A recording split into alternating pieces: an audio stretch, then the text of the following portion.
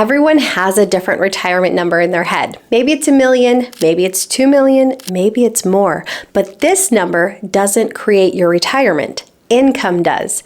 Hey guys, what's up? I'm Erin and welcome back to the channel. Depending on how you withdraw from your portfolio, how your spending changes over time, and when you claim Social Security, the exact same portfolio can produce completely different lifestyles. Today, I'm going to walk you through exactly what a $1 million, $2 million, and $3 million portfolio might provide you as an income in retirement. Let's say you want to retire at age 62 with $1 million portfolio. You decide to claim Social Security at the same time, which gives you about $1,800 a month, or $21,600 per year. And because 62 is considered a traditional retirement age, maybe it's on the younger side of traditional, but it's still fairly traditional, you're going to use the standard safe withdrawal rate, which is 4.7%. That gives you $47,000 a year from your portfolio. Add in your Social Security, and you're sitting at a total annual income of about $69,000 a year. That's pretty solid, but what if we could make it even better? Here's the thing.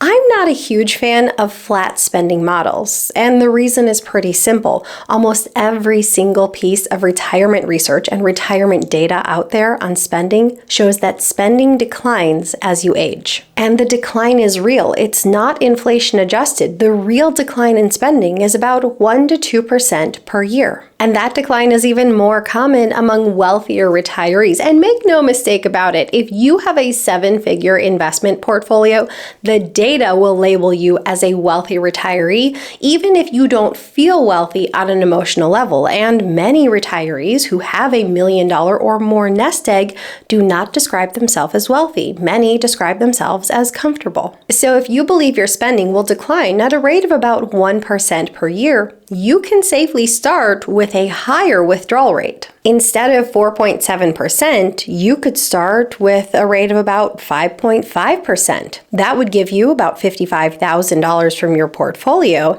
and then add in your Social Security, and now your total annual income jumps to about $77,000 a year. And if you expect a steeper decline, around 2% per year, which is often common among wealthier retirees or married households, you can start with an even higher withdrawal rate. You could begin retirement withdrawing around 6.2%. That would give you $62,000 from your portfolio. Then we layer in Social Security, and now you're starting retirement at about $84,000 a year. But keep in mind that the key to making a higher starting withdrawal work is reducing your spending over time. Here's what your spending would look like in 10, 20, and 30 years' time. Using a 5.5% starting withdrawal rate, by year 10, your total spending would be closer to $71,000. By year 30, it would be closer to $62,000. With a 6.2% starting withdrawal, after 10 years of withdrawals, it would drop from $84,000 to $72,000. And by year 30, it might be around $56,000. And this is for a single retiree with just Social Security and investments. And in order to keep these numbers safe, you do have to reduce your spending over time. But the data shows that overwhelmingly, you are likely to reduce your spending over time. And keep in mind, we're actually being fairly conservative here. We're not dropping this retiree's total spending 1 to 2% a year. We're only dropping their draw from their portfolio 1 to 2%. Here, we're allowing Social Security to act as a stabilizing force so their entire spending is not dropping by that amount. This allows us to make a conservative estimate. But the key point to hang on to is that these higher starting withdrawal rates are really only just as safe if you do reduce your spending over time, if you reduce that pressure on your portfolio. If you follow this approach, you will be able to spend more in the early years of retirement, and then you'll naturally taper your spending as you go into those middle years and the later years of your retirement. Now let's look at a very different scenario. An early retiree stepping away from work at age 55 with a $2 million portfolio. From age 55 to 62, there will be no Social Security at all. This retiree would have to self-fund those 7 years. Then at 62, we'll say that Social Security kicks in and it's $2,000 a month, $24,000 per year, thanks to stronger lifetime earnings, and which gave our retiree the ability to build this seven-figure portfolio. So how do we think about funding this early retirement window? And what about that transition when we go to 62 and start collecting Social Security? Well, traditionally, most advisors will tell you that you need to take a more conservative approach. Many planners treat those early years as a bridge period, using something like a 3.3 to 3.6% withdrawal rate. Let's go somewhere in the middle and use a 3.5% and a $2 million portfolio. That's going to give you about $70,000 a year from age 55 to 62. But what if our retiree wants more spending? These are their most active years. This is why they're retiring early. Well, here we might try the two-bucket, million plus a million strategy. It can become incredibly powerful. Instead of treating the $2 million as one big pot, let's split it evenly. Let's say you use $1 million as a bucket for your early retirement years from age 55 to 62, and then you have $1 million that's set aside for your more traditional years from ages 62 and beyond. We have two buckets, two strategies, two different goals for this complete retirement. And this is where things might get a little interesting. Bucket number one, the early retirement lifestyle bucket. This bucket only needs to last 7 years, not 30. And because your time horizon is so short, research from Morningstar, Wade Pfau, and multiple other outlets suggest that with such a short time horizon, you can draw drastically more from this portfolio, somewhere in the ballpark of 8 to 12%.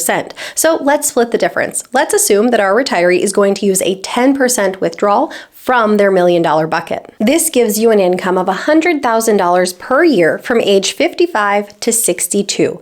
This is intentional. This bucket is designed to give you more travel, more flexibility, a higher standard of living in your healthiest decade, and permission to enjoy your early retirement. Let's say you withdraw your $100,000 at the start of each year. The remainder of your portfolio remains invested, and let's assume that you can capture a 7% annual rate of return. Well, by the time you hit the age of 62, this portion of your portfolio would still have roughly $680,000 in it. That's the real power of having a limited withdrawal window. Now let's talk about bucket number two, your long-term retirement bucket. This second bucket is set aside and remains completely untouched until you turn 62. Let's say you can capture a 7% annual rate of return. That $1 million could grow to about $1.6 million. This is the money earmarked to support your 60s, your 70s, your 80s, and beyond.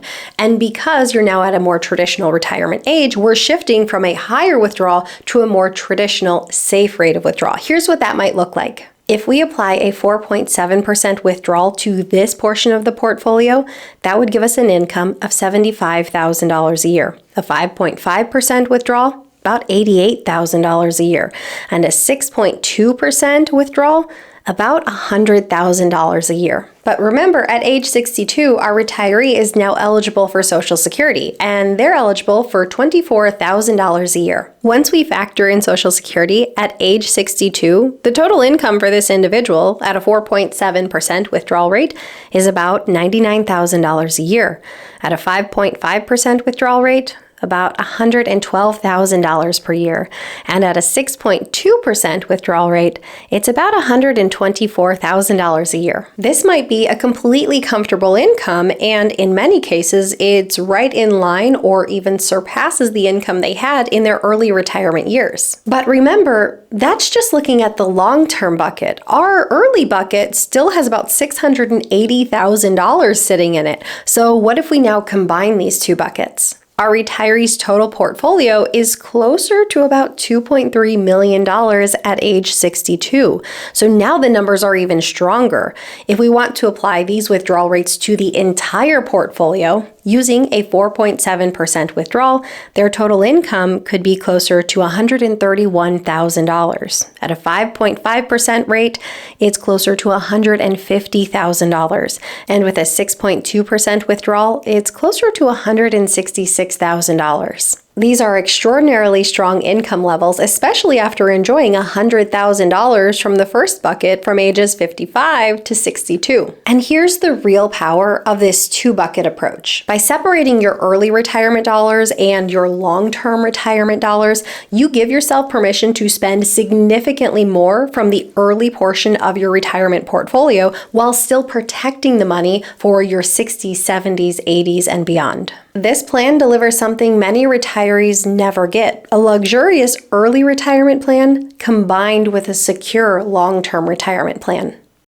Let's bring another piece of data in before we build our next example, the $3 million retiree. Married households typically have higher combined incomes and a greater capacity to build wealth because of shared expenses and economies of scale. So it's reasonable to infer that the vast majority of households with $3 million in investable assets are married households. And here's another important data point. According to the Minneapolis Federal Reserve, only about 5% of today's 55-year-olds are fully retired, meaning the vast majority of people aren't leaving work in their 50s, rather they're doing so in their early 60s. That's when most Americans enter into retirement. So for our next example, the $3 million retiree, we're going to use a married couple and we're going to anchor them to a more traditional but still early retirement age of 62. Between them, here's what their Social Security might look like. One spouse will receive $2,300 per month, the other $1,700 per month. Together, that's $4,000 a month or $48,000 per year in guaranteed income. Now let's layer in their portfolio. Using a traditional 4.7% safe withdrawal rate, their $3 million portfolio would give them about $141,000 per year. Add in their $48,000 from Social Security, and they're living on about $189,000 a year. But if we use a more realistic spending model, one that assumes retirees naturally reduce their spending over time, at the start of retirement, we can safely withdraw much more. In the first year of retirement, with a 5.5%, their withdrawal is $165,000. Add in Social Security and their total income jumps to $213,000. If we start with a 6.2%, their withdrawal is $186,000. Again, add in Social Security, and that gives them about $234,000 in total income at age 62. As you can see in this table, a traditional 4.7% withdrawal keeps their income flat for life at about $189,000 per year, every single year once you include Social Security. Keep in mind, this table is displaying real, non-inflation adjusted numbers. But when we use a more realistic model, one where spending naturally declines over time, we can safely start much higher. At a 5.5% withdrawal rate, with spending declining just 1% per year, their income eases from about $213,000 at age 62 to about $170,000 by year 30. That's a gentle, natural glide path that aligns with how most retirees actually live. And with a 6.2% starting withdrawal, assuming a 2% annual decline in spending, they start at an income of $234,000, then gradually settle in to about $170,000 by year 20 and closer to $150,000 by year 30. These patterns really mirror what we see in real retiree behavior. Most retirees are spending more early on in their retirement. This is when they're most active.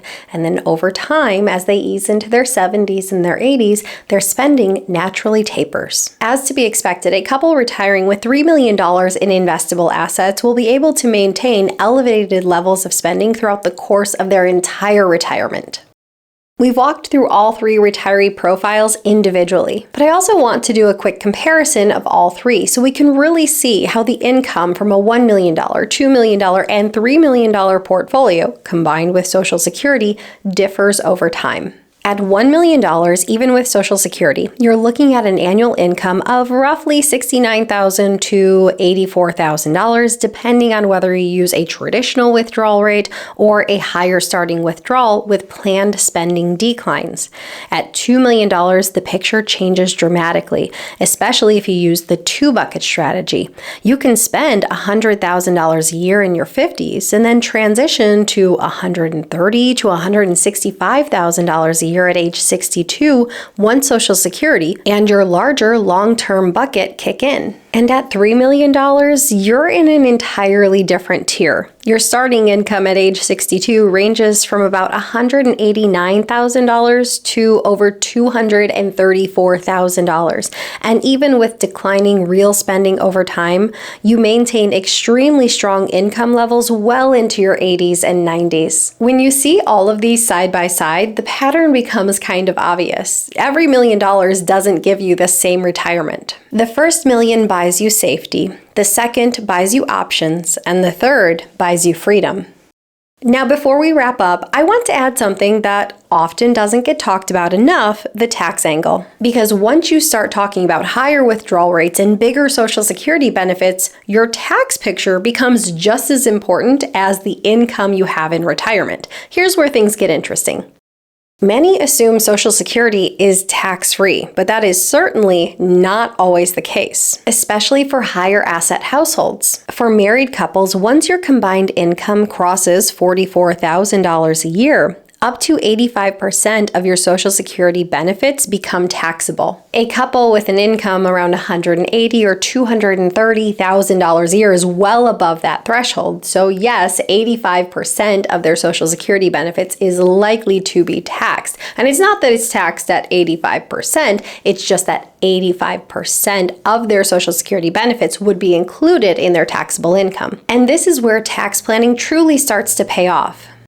Number 2, RMDs can push them into much higher tax brackets and increase how much of their Social Security is taxed. At age 73, required minimum distributions enter the picture, and this is where higher asset retirees can start to feel the tax pressure. A $3 million portfolio and drawing 4.7% or 6.2% might sound like high levels of withdrawals and high spending, but as RMDs progress through your 70s and your 80s, those RMDs can actually exceed the level of withdrawal you're targeting. If the vast majority of this couple's money is in a traditional IRA or traditional 401ks, their RMDs could easily be 6 figures alone. Now, no retiree is going to take their RMD in addition to their planned withdrawal. Rather, their RMD is going to become part of their planned withdrawals. But it's very real that their IRS might have these retirees withdrawing more than they wish to. And those RMDs get stacked right on top of any other income sources that this couple has. And while Social Security isn't directly taxed as traditional income, rather it's based on a formula called provisional income,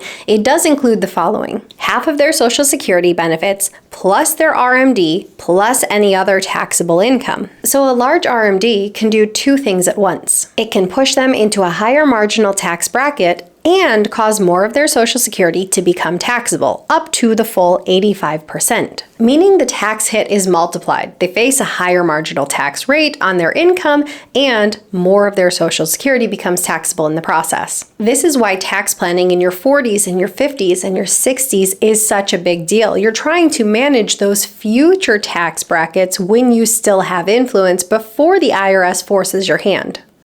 For couples like this, Roth conversions could be an effective strategy in their early 50s or their mid-60s before RMDs begin and while both spouses are alive. Why? Because they could be in a lower tax bracket now than they would be in their 70s when their investments continue to grow, or maybe they have several years where they can fill up the 22% bracket with Roth conversions, and once one spouse passes away, the surviving spouse files as single, which means higher taxes on the same income. Roth conversions aren't just about paying your taxes early, they're also about protecting your future self and protecting your spouse from the widow's penalty when the same income will inevitably push them into higher tax brackets. They help you to control future RMDs so you aren't forced to take more than you actually want to at that time. And for many retirees, it allows them to pay taxes during their lifetime if their goal is to move a portion of their portfolio into a Roth account so their beneficiaries get to inherit this money completely tax-free. There are many reasons to do a Roth conversion beyond what your tax bill is today. For many retirees, it's about shaping the retirement they want down the road or shaping the legacy they want to leave. And number 4, IRMAA, the Medicare surcharge everyone forgets about. When retirees reach the age of 65, this is where Medicare premiums enter the conversation. And for wealthy retirees, IRMAA brackets, the income thresholds that trigger Medicare surcharges, become incredibly important. A few specifics. The first IRMAA tier adds hundreds of dollars a month in premiums. The higher tiers add thousands per year. IRMAA is based on modified adjusted gross income from 2 years prior, so the planning window opens in your early 60s. This is why Roth conversions and managing capital gains and using a smart withdrawal strategy can save retirees from these IRMAA surcharges down the road. And the reason I'm adding this tax segment is that income alone doesn't tell the full story. 2 retirees with the same portfolio or the same income can end up with vastly different after-tax income depending on how their portfolio is structured. That's why when you look at your retirement plan, you want to consider how accounts are structured, when to do a Roth conversion, how much to take before RMD age, where to take it from, and whether you're able to stay under or will blow right through IRMAA thresholds. This is one of the biggest value-added opportunities for retirees with very significant investable assets. Good tax planning can literally save you 5 or 6 figures over the course of your entire retirement,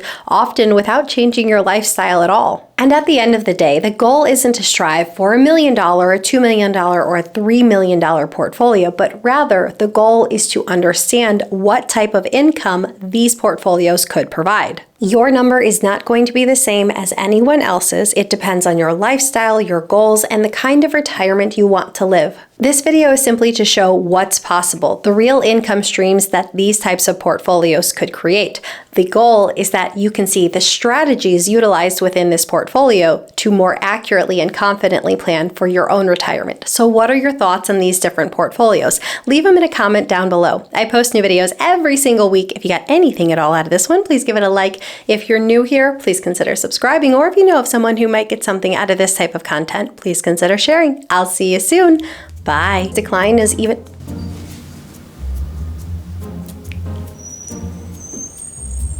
I think UPS is here. They've got really squeaky brakes, so we're gonna give them a minute to go on past.